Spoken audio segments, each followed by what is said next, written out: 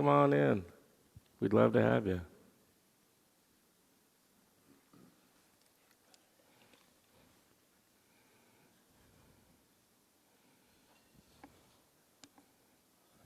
Welcome, everyone. Welcome. Let me just take a few moments to ground into this space.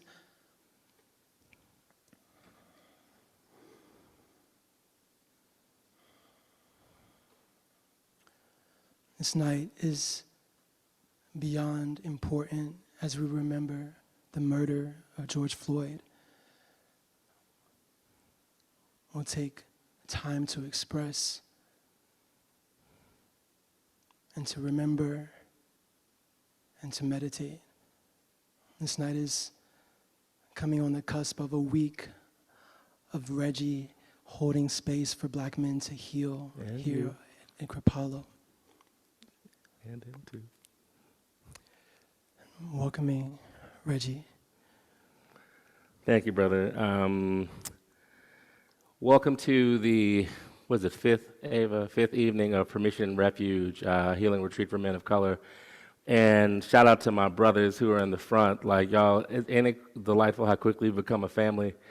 And I want to welcome the rest of y'all to the family, right? So the goal behind this evening is to hold space and in the room and in the virtual space. Like, Lord knows how many people we have in the virtual space, because I got on the interwebs last night and basically called in some favors. Was just like, all you teachers who be talking all this equity stuff, like, if you don't put this on your social media, take my number out your phone. So like, we got Sounds True put a blast out there, Elephant Journal, like all these folks.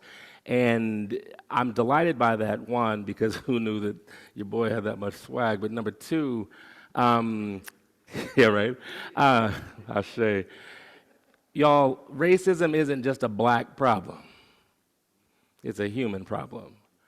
And the goal for this evening is to hold space and community for all of our healing. Like, if you've been here this week, you've seen us just cutting up and doing handsprings outside and like flying and jumping in cold lakes and all this other stuff. So if 17 Black men from across the country can come together as a family and heal, if you've been here on campus this week, you have felt how our healing impacts you, right? Because as we heal, as we come into joy, as we reclaim our dignity, especially this week, which for so many is a source of like tremendous pain for so many, we have taken the bold step forward to reclaim our dignity at a moment 3 years ago, which was like full of sorrow.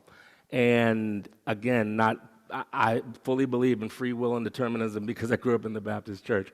But as evidenced by how many, and I'm welcome to Reggie just be speaking. So as evidenced by how many people chose not to be here shows you that for many people, race is not an issue for them. We don't have the luxury of that. And if we're a spiritual community of all people, your pain is my pain. Your healing is my healing. So it's my hope, whether you're with us virtually or you're with us in the house, that we find healing together, that we find common understanding together, and that we can both hold reverence and remembrance for the murder of George Floyd, and also the healing journey that we undertook this weekend as men of color in the first ever Permission and Refuge Healing Retreat for Men of Color at Kripalu. So I want to offer gratitude for a little housekeeping. Again, if you got to go. No real worries. There will be no commenting, right, either online or in person. This is more of like a reverential experience. And I also want to shout out my two brothers, Devin and Shawn, because as I came and figured out what I wanted to do with Permission and Refuge, it was very important for me to have intergenerational representation, right? So we've got intergenerational teachers on this forum. We had intergenerational Sangha. We had a young brother who was 23, and let's just say people who were more than 23, several people who were more than 23. And to learn and heal in community was the richest blessing.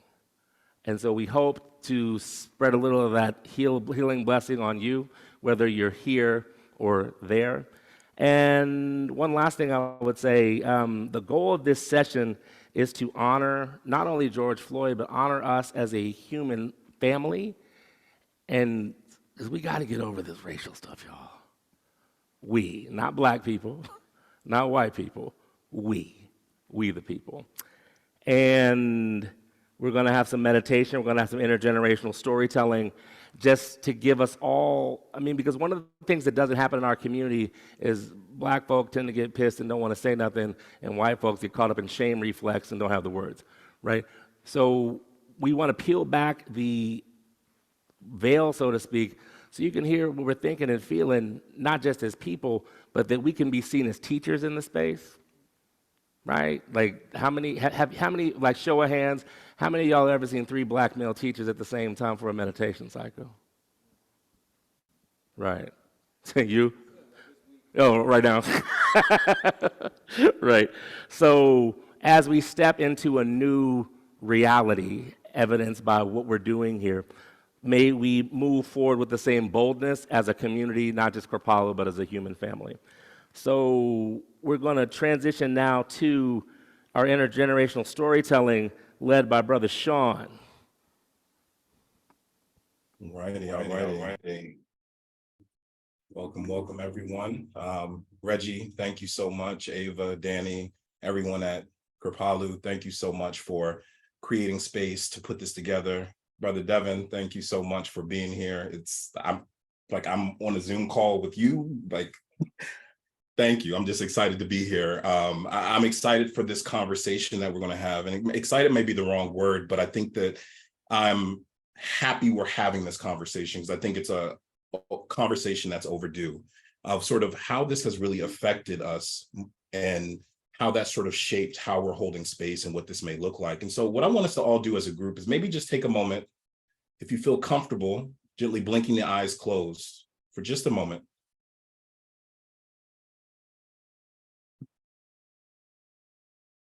And I want you to remember where you were 3 years ago to this day. If you're like me, I can pinpoint the moment where you may have heard the news about the murder of George Floyd.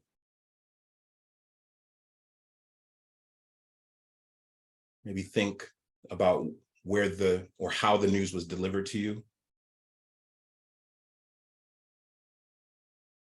Your initial gut reaction.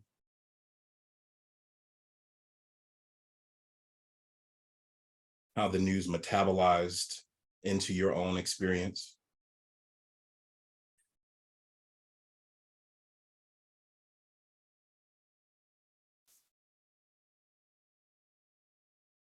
Maybe think about how the murder of George Floyd maybe is still sitting with you. In my reflection leading up to today, I realize it's still with me. Feel free to gently blink the eyes open. I just wanted to take some time just to get us into this space.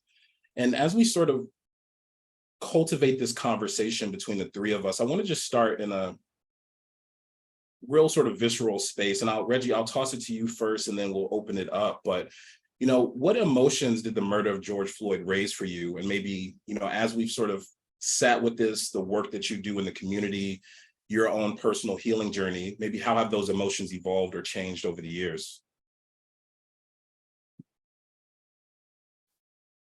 And you're muted, my brother. Good to go? Yep. Word up. All right. So thank you for the thoughtful question and for the thoughtful framing. I had just launched my teaching practice in April 2020. And so when Brother Floyd was murdered, there was, for those of you who don't know me, I'm a recovering political operative, right? So it was in the midst of work for Move On in 2020. So enough said. That was the catalyst for me going from what am I going to do with my teaching practice to I picked up the mic and I haven't shut up since, man. You know what I mean? Because I was just like, this community of spiritual practitioners want to look the other way, I'll be dead. You know what I mean? So it basically just lit a fire that has become active peace, but active peace not in we're going to talk in hushed tones, active peace, and that I'm going to bring the fire to you. And we're going to talk about these harsh conversations in a way that allows for not just for Black healing, but human healing. And if you're not about it, I'd love to tell you that I care, right? So it just like totally kindled into me just that Harriet Tubman, Frederick Douglass, like Nat Turner fire of my heroes in seeking justice and healing, not just for myself, but by proxy, all people through my voice. For years, I had been pushed to the side. I was a political operative and I was a production dude. The murder of George Floyd was visceral for me because like all the recollections of him is he was a big guy. Everyone loved him and he's 46. I was like, I'm a big dude. Everyone loves me. I'm 46. Right. And so like I viscerally felt that. I mean, I feel any time we're like killed by the police. But like I felt that one. And I remember I did a video for Move On, and I was like, that brother doesn't have breath, but I do. And so long as I have breath, his death will not be in vain. So it just lit an activist streak in my teaching practice that y'all know that it really hasn't, the fire hasn't calmed down. So thanks for the question. Yeah, of course. And the fire has not calmed down, my good brother. I love to see it. I love to see the work that you're doing out here. Devin, I want to share the same question with you. You know, when you think back to where you were, 3 years ago, what emotions came up for you, and maybe how has that carried through in your work, and how have you maybe metabolized or maybe still sitting with what happened? Beautiful. Thank you, Shawn. I remember exactly where I was, like a number of us. I was walking in rural New England, actually not far from where you all are, footloose and fancy-free, listening to Nas on my headphones. And a news flash came through as a friend sent a text. And I was snapped back to reality instantly. And it was, as Reggie said, right, there was this visceral sense, this profound, immediate, profound impact, right? Because now I'm remembering and recalling and looking forward again to this really brutal reminder of all of the ongoing legacies of colonialism, genocide, enslavement, systemic racism. Everything flashes up right at that time, right? And it's all as evident in the ongoing police brutality issues in our country. It was all right there, front and center. And I felt exposed. And it was a long walk home. And when I got home, that's when I actually saw the video. And, the emotional issues that were raised right at that time, and that continued on, right, in the later hours and the days and the weeks, were ones that we can all surely resonate with, as they are all too familiar for us, particularly as Black men and fathers as well, right? So there's fear and anxiety, anger and frustration, sadness and despair, numbness and exhaustion. And with those, right, what's immediately too a strong sense of wakefulness and determination and solidarity. I can feel what I feel, and I know there's engagement and work to do, right? It's taking the time to feel fully, and at some point knowing that the grieving and mourning process happens, but already with this sense of wakefulness and determination and solidarity that's there. And, over time, I think I was really moved and inspired by the global protest, that it wasn't just actually just within the country, but actually it was a global protest and activism, as it felt like folks were moved to take a stand, to raise their voices against systemic oppression by engaging in all manner of protests. Everybody was getting in somewhere where they could fit in. And that has given me some hope, right? And there's lots of work to do. And I was, that, again, gladness and happiness and excitement isn't the word, but the mind was gladdened by the fact that folks gave a damn. Mm-hmm. Yeah. Thank you for sharing. And I think back to where I was during that time. I remember, as Reggie mentioned, being recovering in the political space. I am a recovering student affairs and higher ed professional. At that time, I was working in higher education. I was working at Morehouse College, right, of all places to be working in the instance, the only historically Black college university for all men, Black men, right?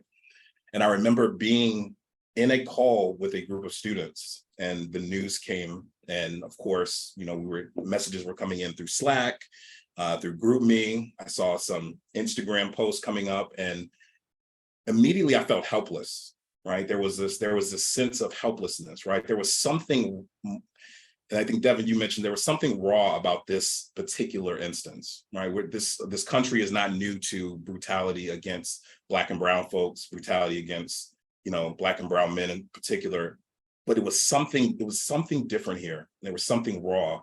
And in that space of feeling helpless, I immediately sort of went into that space where I go like, ooh, do I need to sit with this, or let me try to help other people, right? So I immediately went into that helping mode with my students of, you know, creating space to sort of have those conversations around how they were feeling. And then I remember logging out, because this is still, we were remote at this point, right? I remember logging off the computer and then sitting, and my home just felt so empty, so quiet, and I just had to sit with it, right? And this was one of those moments that I was grateful to have that practice of being able to sit in the stillness and sort of sitting with that rawness, sitting with that sort of raw nerve that was exposed in this moment.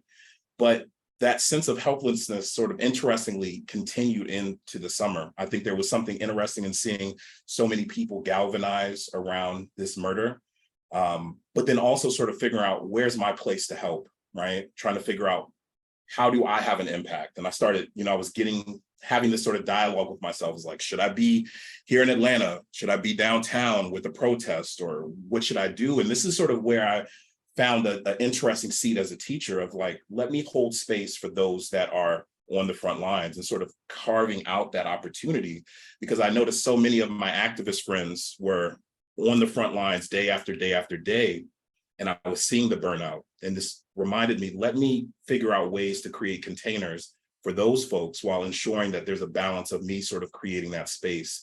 But it's something that it's been a raw nerve that's sort of been struck, and it's never sort of felt the same since. And it's really interesting to remain, I think, you know, wakefulness, Devin, the word that you mentioned,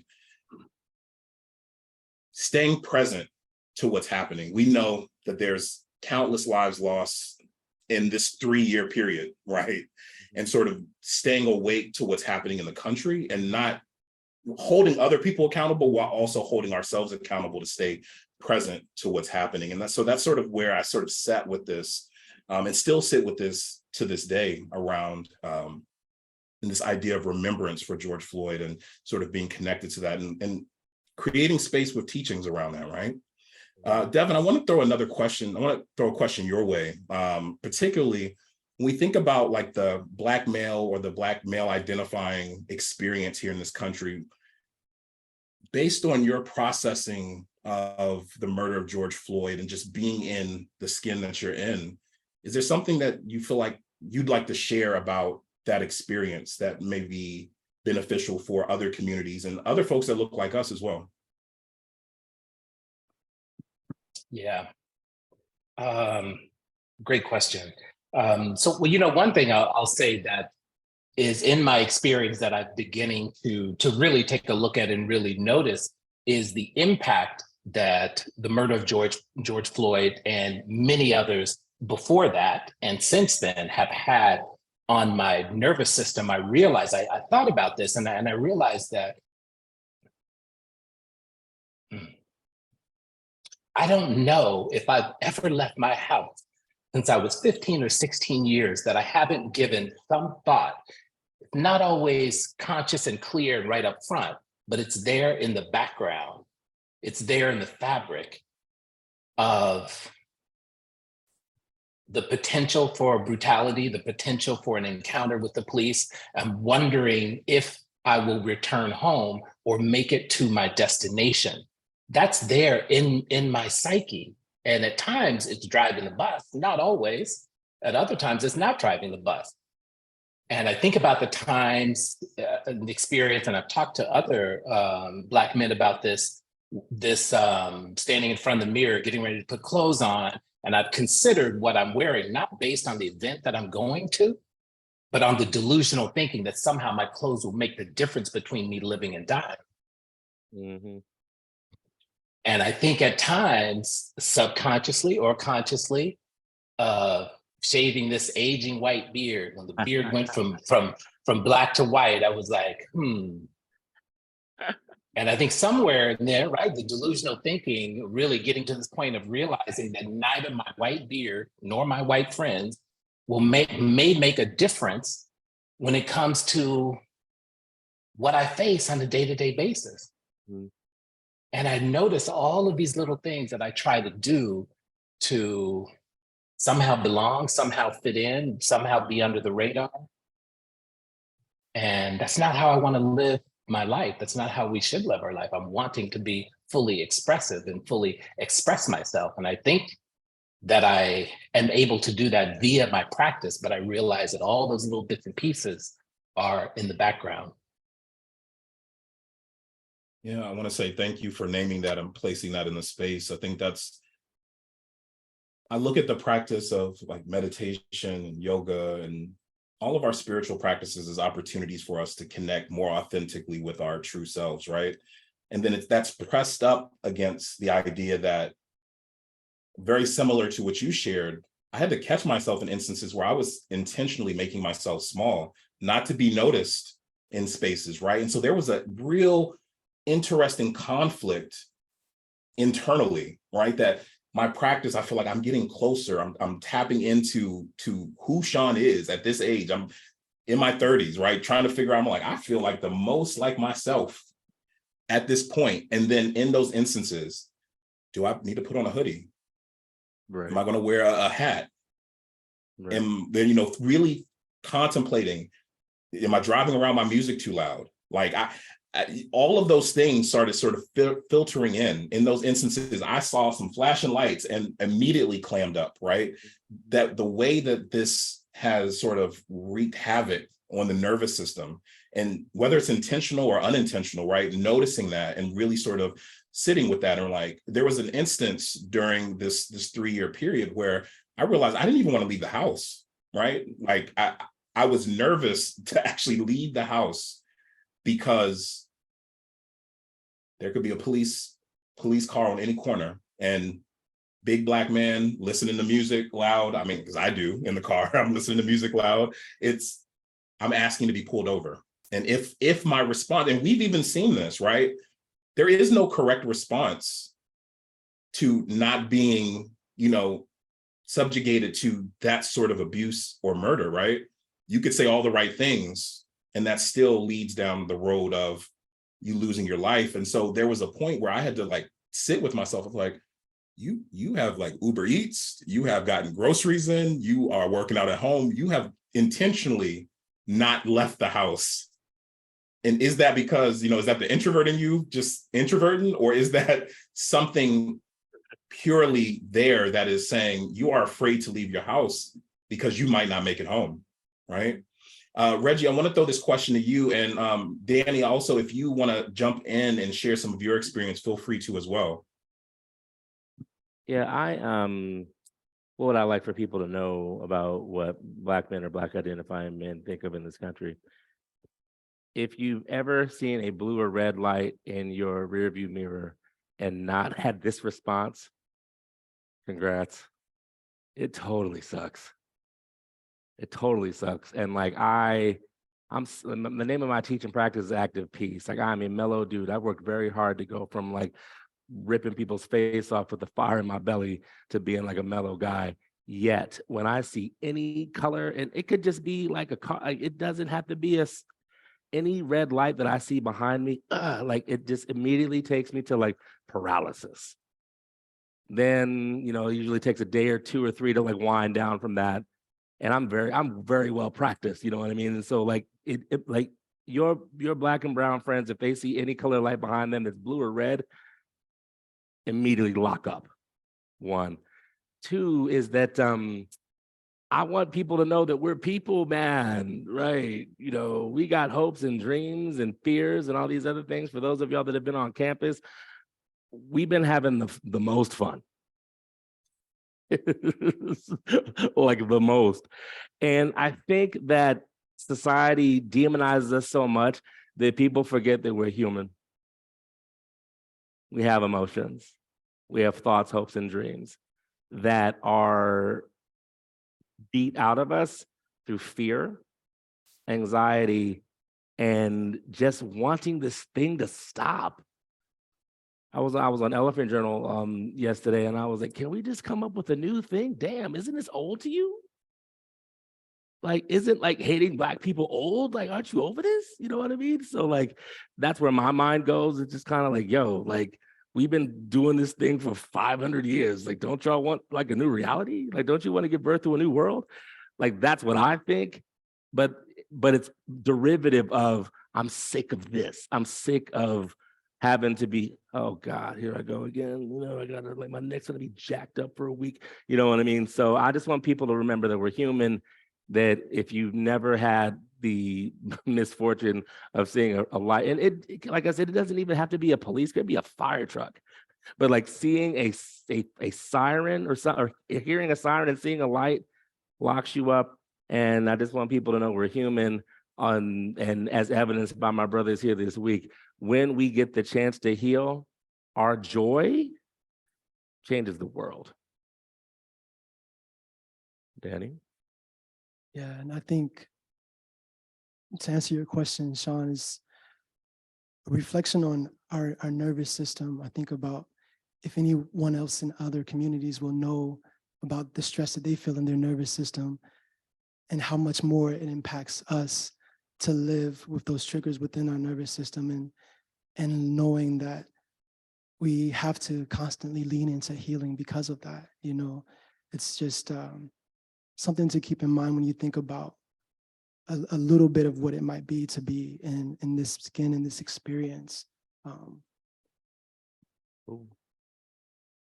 Yeah, I want to say thank you all for sharing perspectives on this.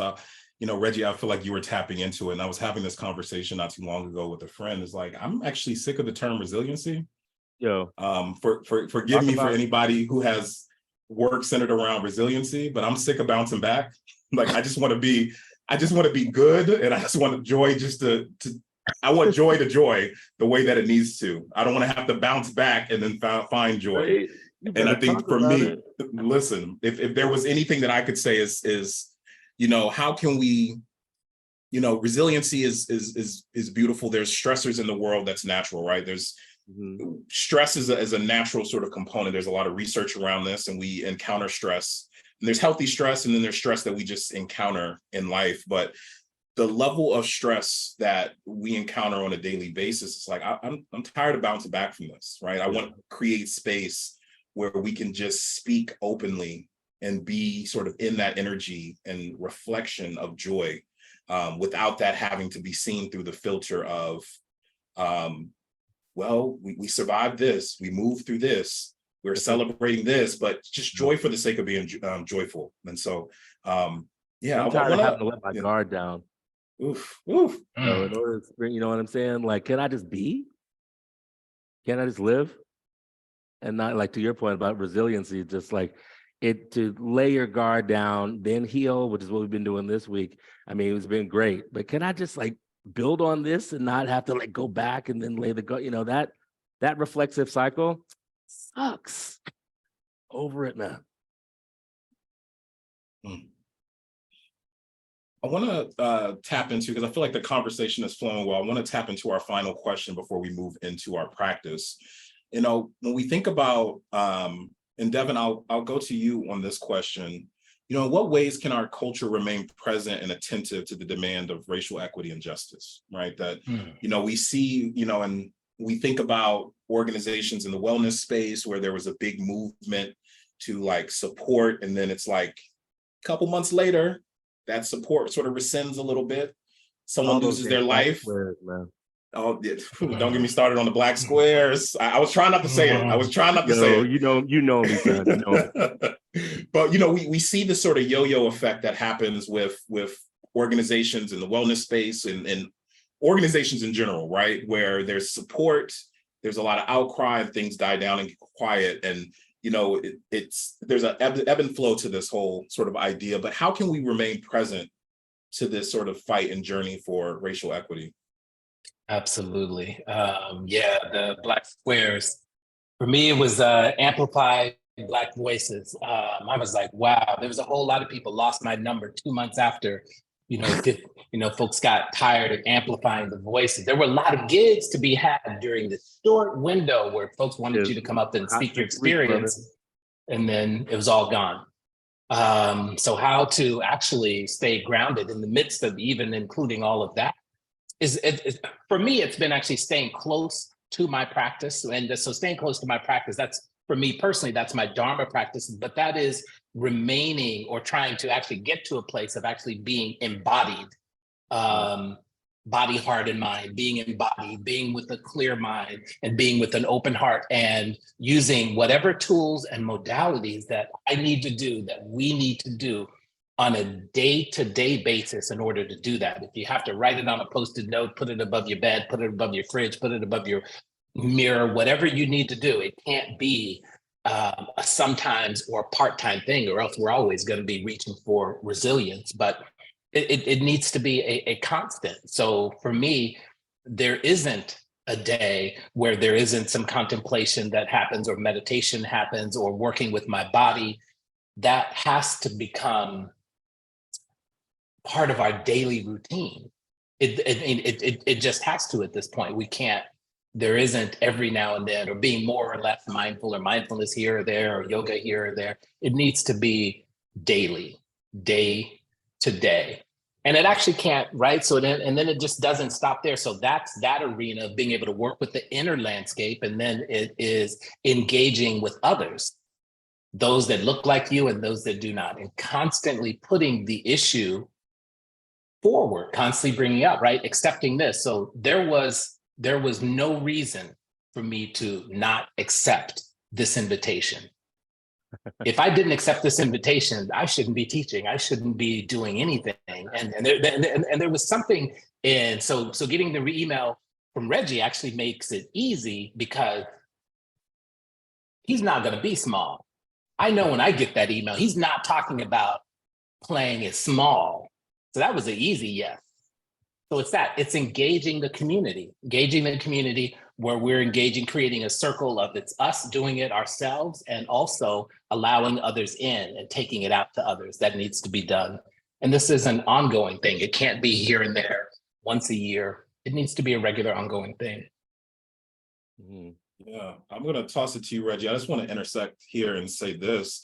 When I think about, ways we can remain present, one thing I'll say is for those organizations that step up, for those entities that step up, remain present even when the fire gets a little hot. I'm also speaking from a Black queer body. And if you've been watching the news, there's been a lot of pushback with Target around like, hey, we did something and it's like, oh, we got a little pushback. So we're going to roll back some of the things we're offering, some of the clothes we're offering, right? And I've even seen this in a lot of our spaces where the moment that there's a little bit of pushback, some of those organizations sort of rescind some of that, some of those platforms, some of those scholarships, some of those ways to be sort of in and of community, right? And so understanding that if you're going to stand up in this space, it's going to get a little uncomfortable, and that's okay, right? Welcome to the party. It's going to get a little uncomfortable. So, reminding people that if you're going to stand up, allyship, it sounds cute, but there's work around that. And so just reminding folks that, let's stand shoulder to shoulder, arm to arm, but don't wiggle out just because you have the privilege to be able to wiggle out at your convenience. Yeah, Reggie, I'll toss this to you. Yeah, what Dionne Warwick say, in good times and bad times, right? Like, you need to be my ally even when you don't want to be, you know what I'm saying? So Danny, I want you to respond quickly, then I'll respond, sound the gong, and then transition back to you, Shawn, to get us into our practice. I think one of the ways to kind of stay in awareness of what is necessary to be in support of our communities is just to, like you said, stay beside us and understand that there's resources that are needed to support our healing and support our resilience and support the space that we take up in this world. Gratitude. I go back to what I said earlier, like we're human and like our pain is your pain. We bleed just like you, we breathe just like you. And it's very annoying to remind people that, but like racism doesn't just like negatively impact Black people. You know, Devin, you know this because, you know, we share Dharma lineage. To think that racism is just a Black problem is a delusional thought. And delusion is a core tenet of suffering. So why would you suffer? Like, I don't know, maybe I'm a little too logical. Maybe I majored in philosophy too much. But just remember that racism is not just a Black problem. It affects all of us. You know, not only stifles Black resilience,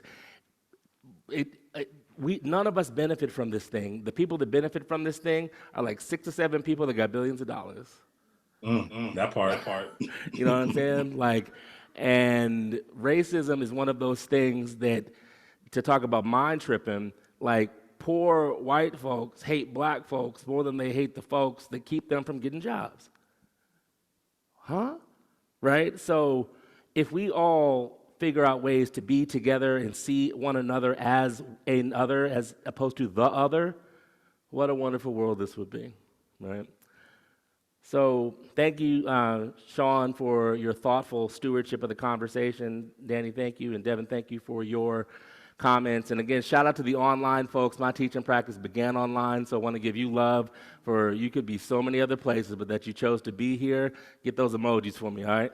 So transitioning to the meditative practice. So Shawn will discuss and introduce contemplative thought inquiry for us, but to make this a sacred container, I'm going to sound this gong 3 times. And as you hear the gong, know that we're transitioning from conversation to contemplation. 2 clearing breaths before I sound the gong so that we can be present with how we're feeling as opposed to anything else. In through the nose. Exhale, please. Deep in. Full X.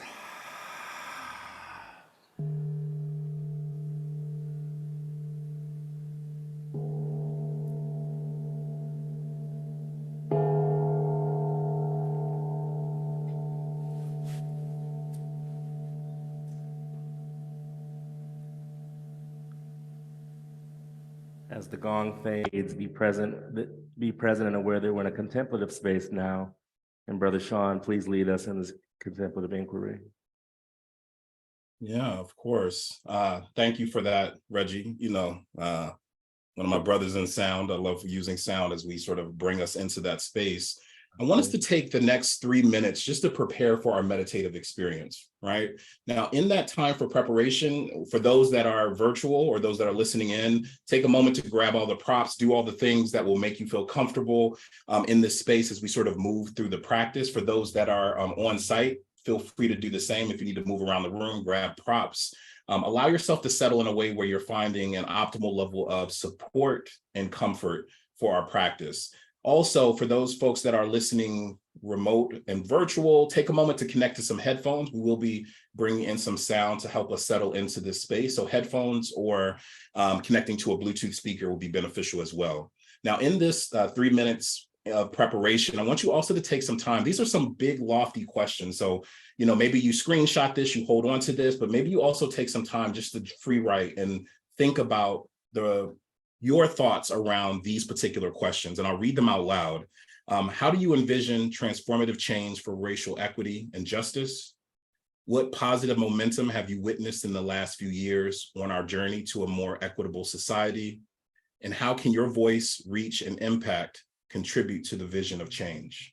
So we'll take a quick contemplative pause here to prepare for our meditative experience, and we'll be right back with you guys.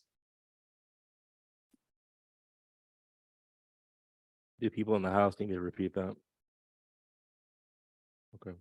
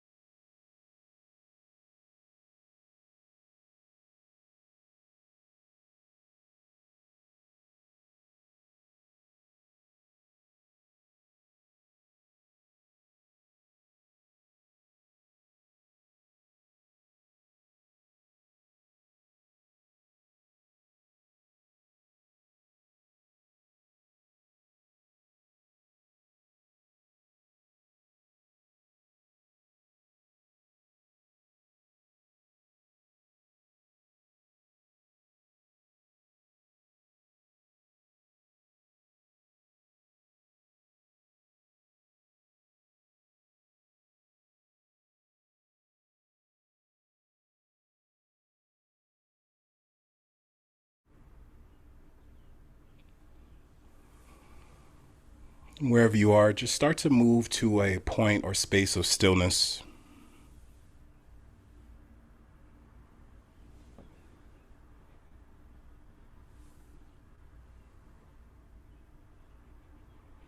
If you need to take a quick screenshot of the questions or finish writing them down, feel free to do so.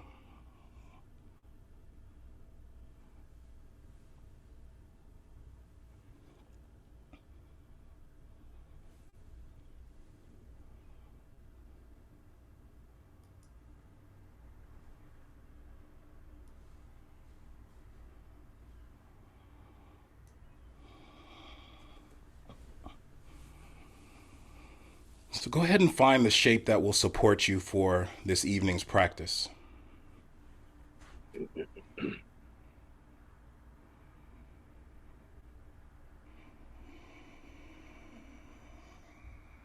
Feel free to blink the eyes closed or soften the gaze, whatever feels most accessible in this moment.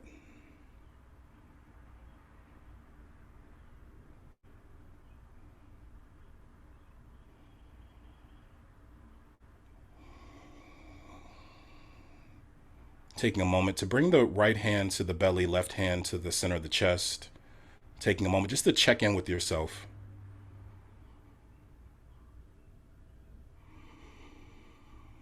Maybe ask yourself, how are you doing? How are you feeling in this moment? What's rising to the surface?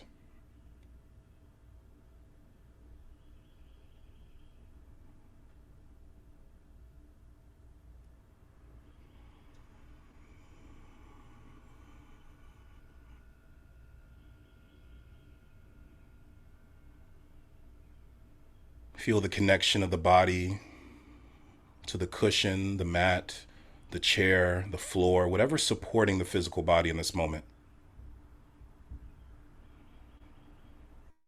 Feel the connection of the hands on the belly and the chest. And let that ground you in this moment.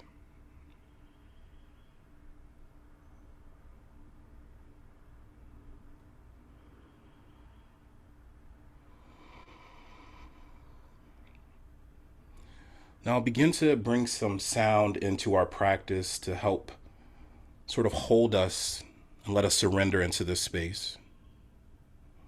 Feel free to let the hands drop down to the lap, palms face down for a little bit more grounding, palms face up just to be more receptive to the energy in the room or the space that you're sitting. Taking a moment to set an intention. Maybe there's a word, phrase, mantra, affirmation. There's energy that you want to bring into this particular practice. Maybe there's something from the contemplative questions that stirred in you in this moment.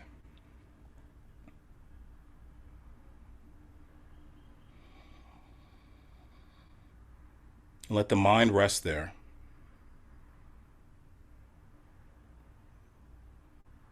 And just listen to the gentle soundscape.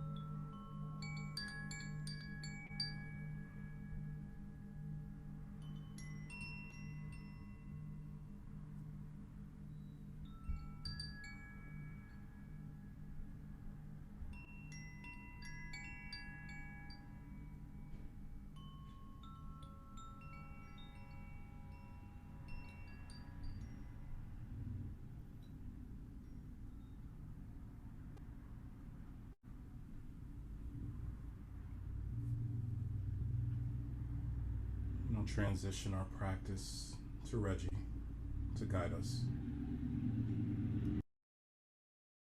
With deep gratitude, thank you, Shawn, for setting such a lovely soundscape and an opportunity for us to relax.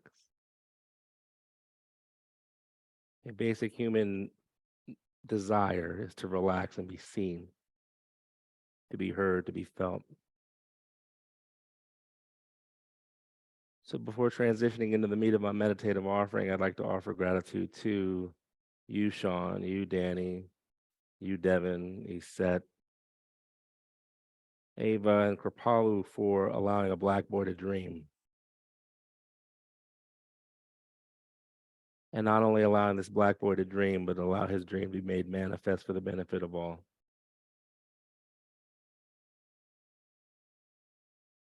So in the spirit of gratitude, I offer you to rest your awareness in the heart center.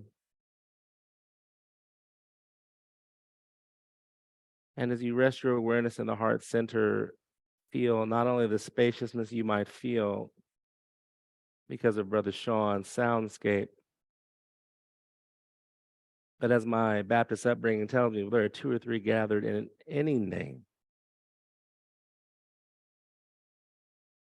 So feel into those assembled in the hall and over the interwebs, and feel into the solidarity that we have for justice, connection,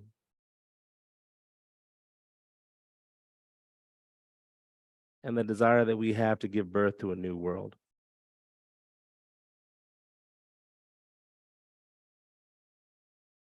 In a conversation I had with someone earlier, I was like, if I, as a teacher, if any teacher, if your offerings don't speak to the cries of the people, what are you doing? As a culture, we have record loneliness, rampant racism, and othering of all people of marginalized communities' identities. Yet none of us speak up and feel into our connection to one another. So the invitation is to feel into the connection, not just to your neighbor, but to those unseen who chose to be with us virtually. And allow your inhales to feel deeper into that connection that we share in our energy body. Allow your exhale to ground in that awareness, using the breath as a mechanism of creating connection in the heart, which is the true revolution.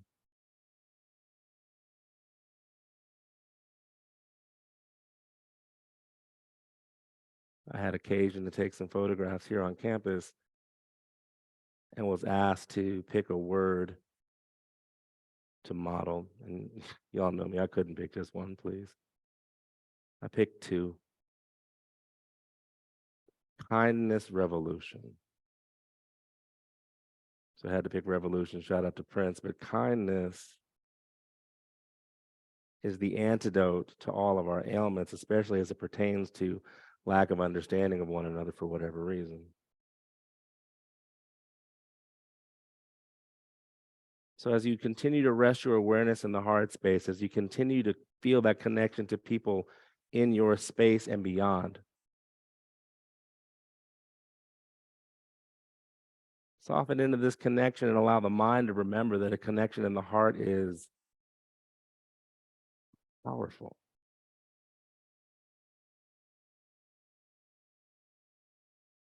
I, for one, believe love is the governing force of the universe. So leaning into this love in community, allow the imagination to run wild with what a kindness revolution might look like.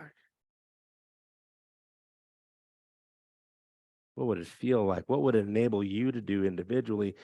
What would it enable us to do collectively?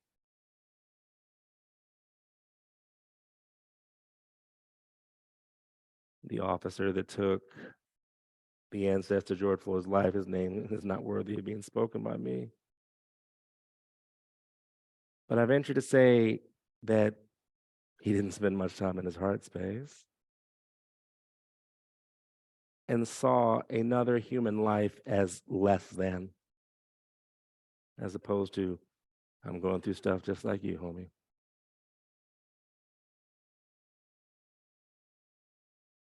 So for the next moment or two, I won't tarry here long because I want to hear what Devin has to say, real talk, but allow your heart and imagination to feel into the connection that we share and that we have fortified with our breath and conscious awareness.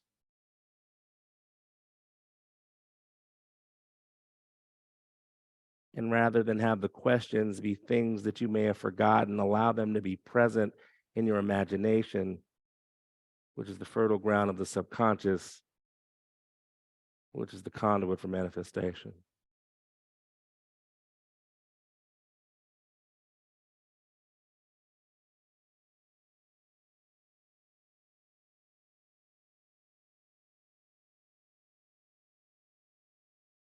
Feeling into our common humanity, feeling into the universal guiding force of love, which binds and transcends and transmutes.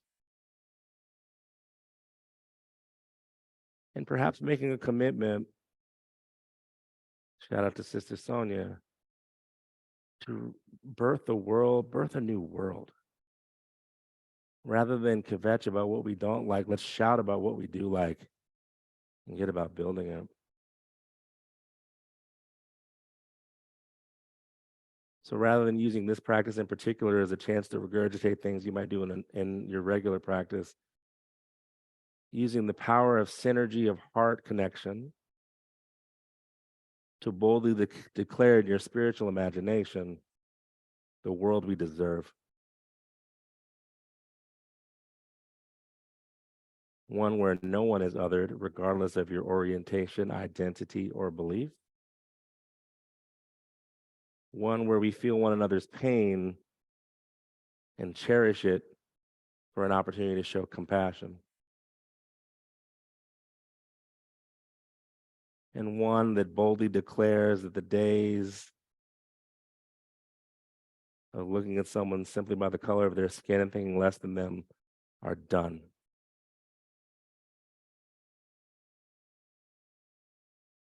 Deep inhale through the nose. Exhale out the mouth.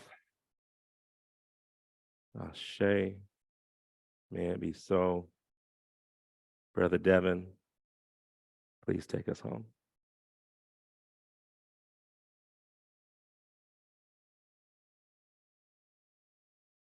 Thank you, Reggie.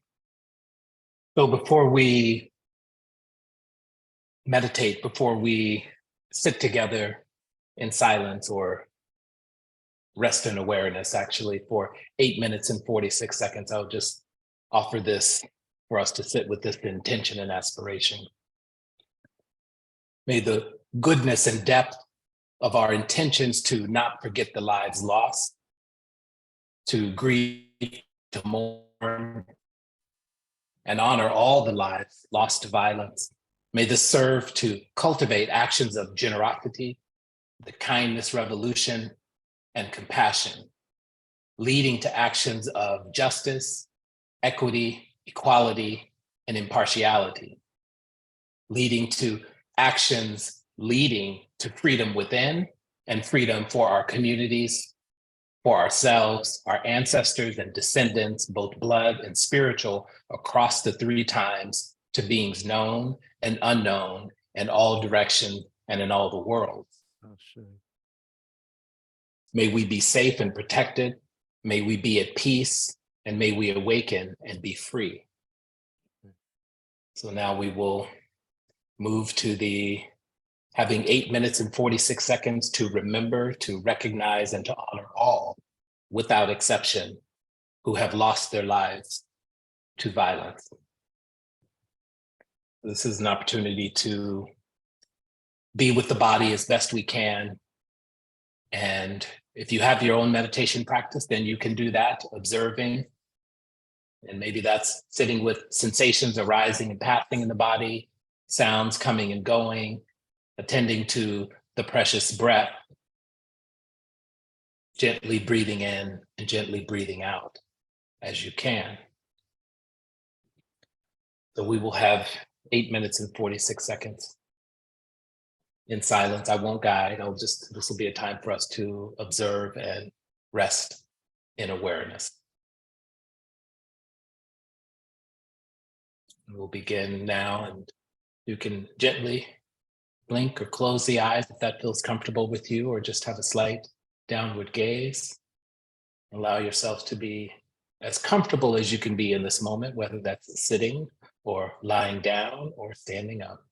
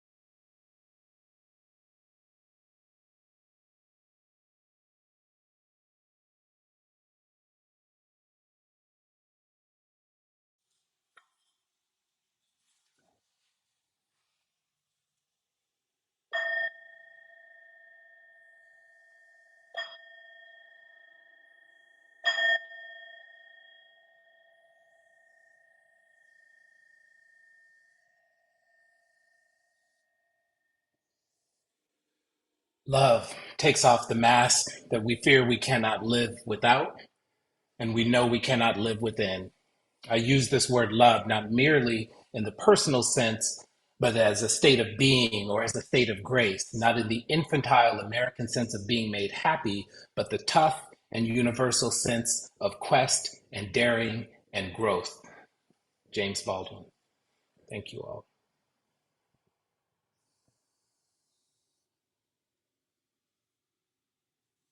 Thank you, Brother Devin, for your mastery and sharing your heart with us. And for those of you for whom 8 minutes and 46 seconds seemed like a long time, just remember that's that amount of time that seemed interminable was the duration of the officer who shall not be named place his knee on another human's neck.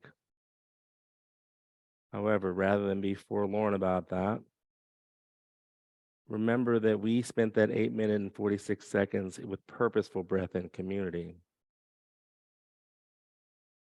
So leaning back into our shared connection, we'll transition toward the end of our program where I will read the names of people lost to police violence since 2014. This is a very imperfect, I'm sure there's someone that has been missed, so apologies for the imperfection. No, that's not intentional, but in some ways it's really hard to amass this information. So whether you sit with eyes closed, whether you need to lay out and stretch out, find a posture that allows you to receive with solemnity and presence the inordinate amount of people in the United States that have been lost to violence since 2014. Jordan Baker, African Americans. Ernest Satterwhite,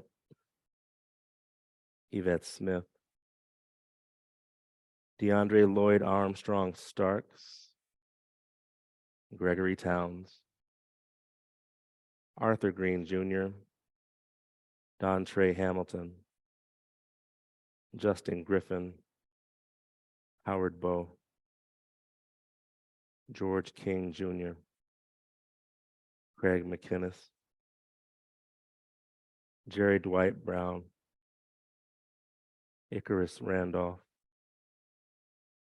Charles Goodridge, Ronald Singleton, Dominique Lewis, Eric Garner, Briate McDuffie, John Crawford III, young Michael Brown, Ezell Ford, Corey Tanner,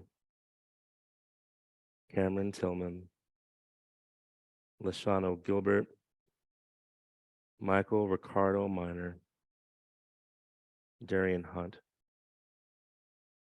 Akai Gurley, Tamir Rice, Romaine Brisbane,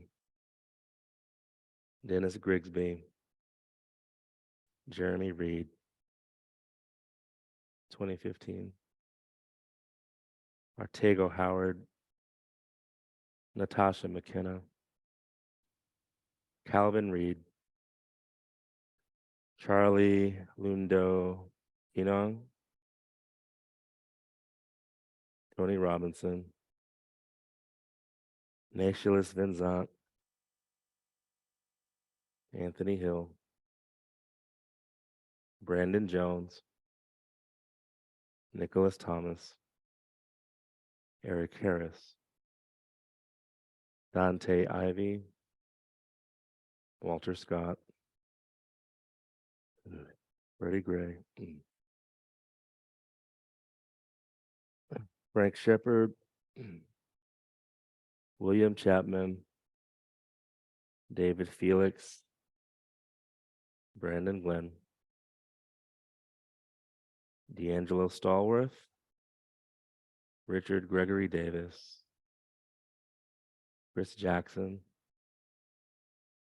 Spencer Lee McCain, Victor LaRosa III, Jonathan Sanders, Darius Stewart, Samuel DuBose, Christian Taylor, Felix Kumi, India Kager, Adrian Campbell, Keith McLeod, Tanisha Anderson, Jamar Clark, Nathaniel Harris Pickett Jr., Miguel Espinal, Roy Lee Nelson Jr., Kevin Matthews, Betty Jones, Keith Childress, 2016. Anthony Scott,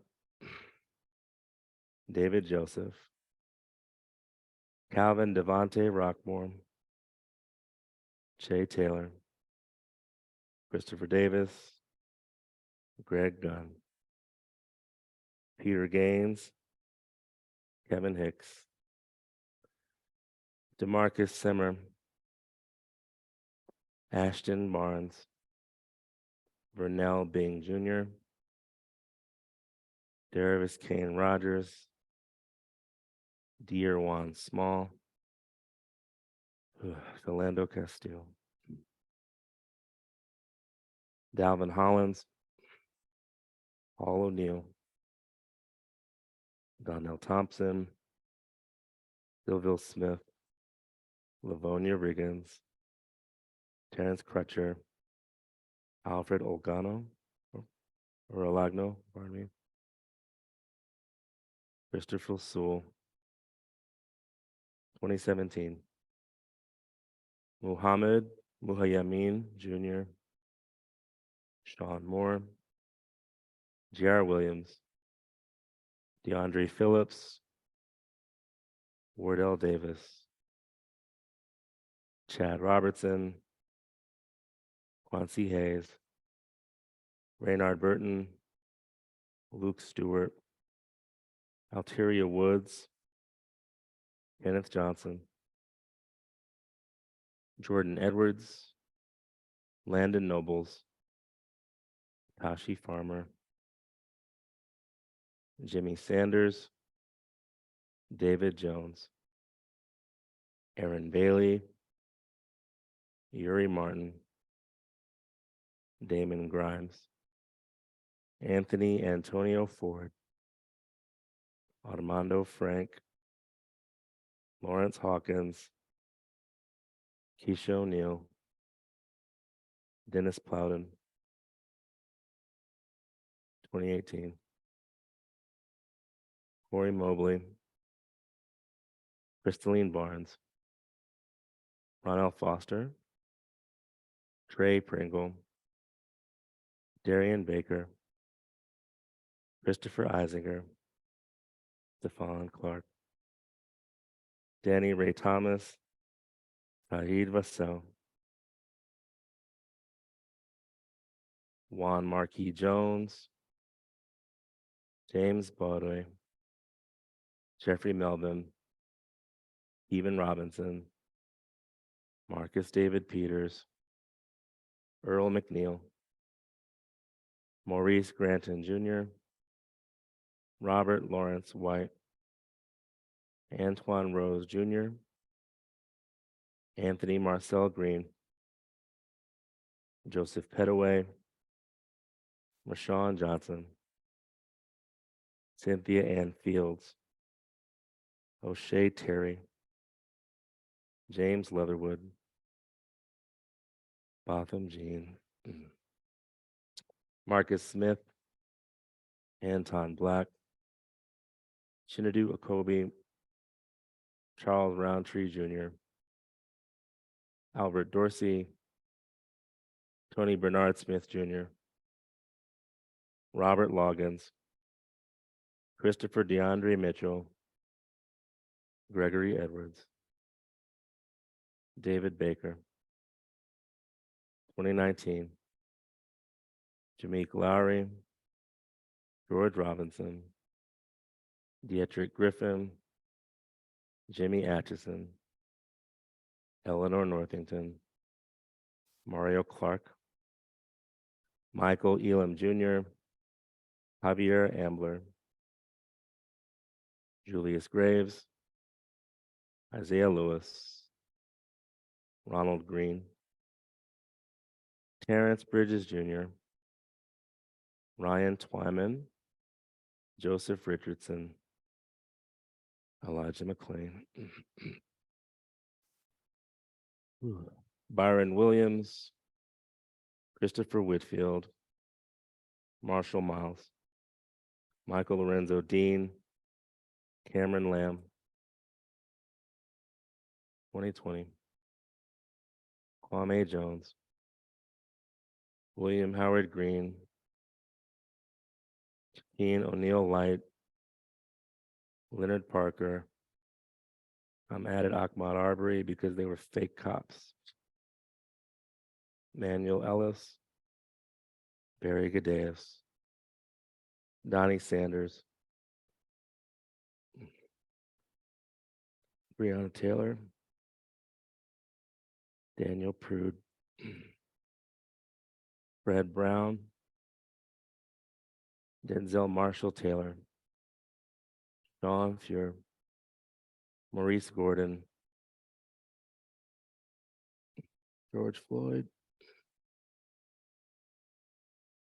William Wade Burgess III, Amir Johnson, Julian Edward Roosevelt Lewis, Kurt Reinhold, Jonathan Price, adding Jacob Blake because by miracle he's still with us, Anthony Jones, Dana Young, Marcellus Danette, Frederick Cox, Casey Goodson, Angelo Crooms, Sincere Pierce, Johnny Lorenzo Bolton, Andre Hill. 2021, Carl Dorsey, Akeem Terrell, Patrick Warren, Genoa Donald, Dave Arian, DeAndre Kennard, James Lionel Johnson, Dominique Williams, Dante Wright.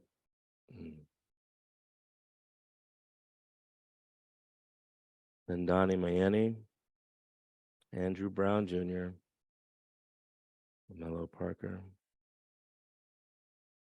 Latoya James, Bernardo Green, Jermaine Saunier, Frederick Holder, James Holland Sr.,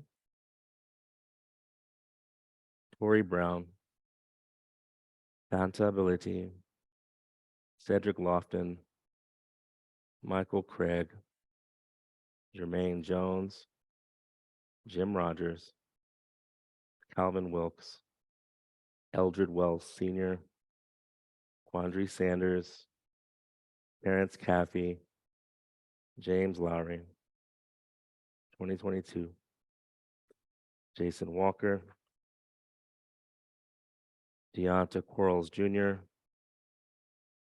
Junior Langley, Donnell Rochester, Tracy Quijada, Terea Pryor, Patrick Loyoya, Herman Whitfield, Jalen Randall, Jalen Walker, Brett Rosenau, Roderick Brooks, Jason Lipscomb,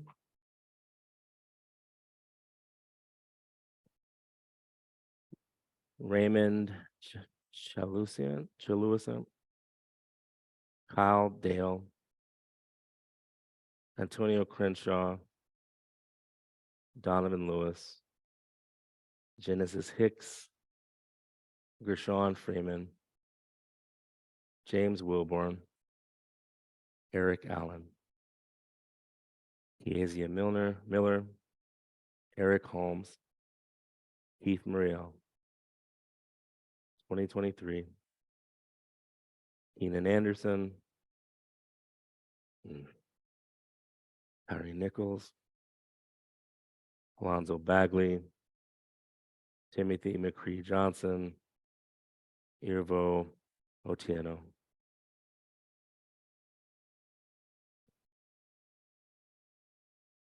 Moment of silence for names mentioned and names not included simply by benevolent omission. May we never grow callous to the mentioning of those who've lost their lives senselessly because of America's addiction to racist stupidity. May we feel again into this heart space, remembering that a broken heart, when tended to with loving kindness, emerges stronger.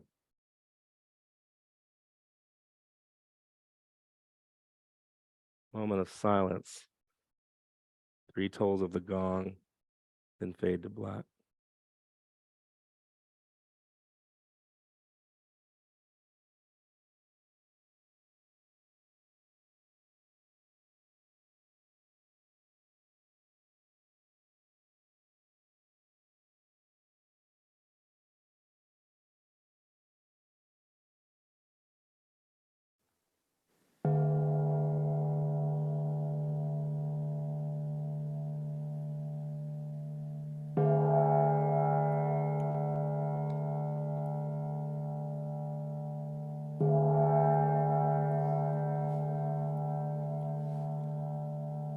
With gratitude, I bow before all in the house and virtually, hoping this has been medicinal.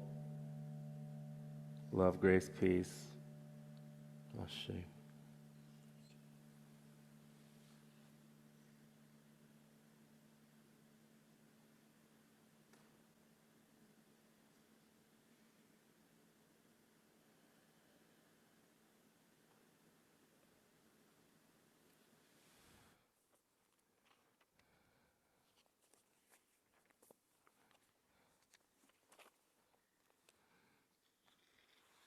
Thank you all for coming.